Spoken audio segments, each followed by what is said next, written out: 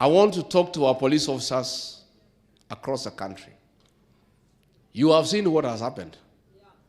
Wewe unafuata amri ya mkubwa.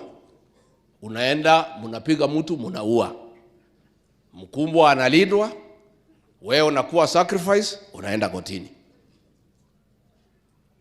DIG Lagat anakuwa protected by Senate, by National Assembly, by Ruto, by everybody. OCS na ni kabila yake, hako kwa bao. Constable anaitwa Mugwana, hako kwa bao. I want to tell our police officers, don't obey unlawful orders. Don't carry out illegal instructions. Sindio? Si hao polisi wananisikia? Si wananisikia? Mimi ni mzee. Na mimi nikuwa naibu wa William Ruto. Huyo jamaa kwa kuruka wewe ni one touch.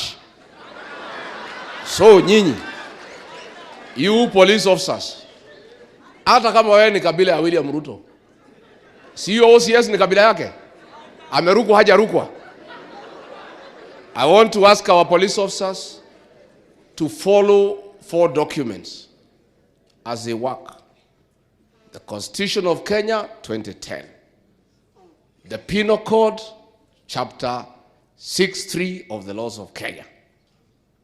The Criminal Procedure Code, CPC, Cap 7.5. And the Evidence Act, Cap 80. Those should be your guiding documents. Mkubwa akikwambia kwenda piga mtu, mwambie kuandikia karatasi. Si ndio? Kama hawa watu walitumiwa hapo Central Police Station, walikuwa wamemwambia DIG awaandikie kitu, saa hii hawangekuwa kotini. Sasa mkubwa ameruka, hao wamerukwa, huyu polisi amewacha bibi yake na watoto wanahangaika.